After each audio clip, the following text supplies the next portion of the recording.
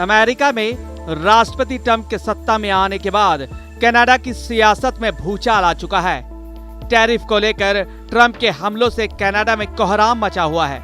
Trump की सत्ता में वापसी के कारण अमेरिका कनाडा संबंधों में तनाव बढ़ा दिया है और इसी बीच कनाडा की सत्ता में एक बड़ा बदलाव हुआ है। जस्टिन ट्रूडो की जगह मार्क कार्नी को देश की कमान सौंपी गई है। 14 मार्च को मार्क कार्नी कनाडा के 24वें प्रधानमंत्री बने हैं। जस्टिन ट्रूडो के 10 साल के कार्यकाल के बाद उन्होंने ये पदभार संभाला है। I, Mark Carney, do swear that I will be faithful and bear true allegiance to His Majesty, King Charles III, King of Canada. Mark Carney ने प्रधानमंत्री पद की शपथ लेने के फौरन बाद अमेरिकी राष्ट्रपति डोनाल्ड ट्रंप के कुछ फैसलों और बयानों पर जमकर हमला बोला। खासकर ट्रंप द्वारा कनाडा को अमेरिका का 51वां राज्य बनाने की बात पर उन्होंने तीखी प्रतिक्रिया दी और साफ कर दिया कि कनाडा हमेशा एक आजाद देश रहेगा। मार्क कार्नी ने सीधे सीधे अमेरिका को चुनौती दी और अपने इरादे साफ कर दिए। बड़ी बात यह है कि कार्नी का पहले का कोई राजनीतिक इतिहास नहीं है। कार्नी इससे पहले बैंक ऑफ कनाडा और बैंक ऑफ इंग्लैंड के गवर्नर रह चुके हैं। उन्हें पहले कभी राजनीति में सक्रिय रूप से भाग नहीं लिया था और न ही वह संसद सदस्य थे। इसके बावजूद वे प्रधानमंत्री पद की दौड़ में दिग्गज नेताओं को पछाड़ते हुए शीर्ष पद पर पहुंच चुके हैं। उनका शपथ ग्रहण समारोह ओटावा के रेडियो हॉल में हुआ। इसके बाद उन्होंने जनता को संबोधित करते हुए ट्रंप की धमकियों को खारिज कर दिया।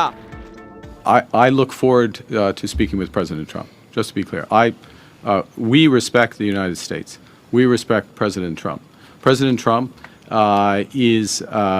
has put some very important issues at the top of his agenda.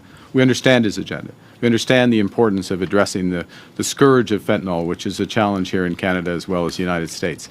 And I would say that the measures that have been put in place in recent weeks in Canada and Mexico, also the United States, means that we are making tremendous progress. I'll speak specifically for against fentanyl.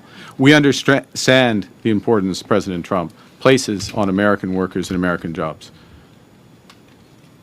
We want him and his administration to understand the importance we put on Canadian workers and Canadian jobs. Carney ने यह भी कहा कि जब तक Trump Canada की संप्रभुता का सम्मान नहीं करते, तब तक उनसे मुलाकात नहीं करेंगे। हालांकि उन्होंने उम्मीद जताई कि उनकी सरकार ट्रंप प्रशासन के साथ सहयोग के तरीके खोज सकती है। इसके अलावा उन्होंने अमेरिकी विदेश मंत्री मार्को रूबियो की हालिया टिप्पणी पर भी प्रतिक्रिया दी।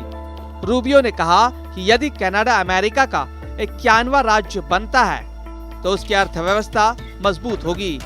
इस पर कार्नी ने इसे निराधार और हास्यास्पद बताते हुए खारिज कर दिया।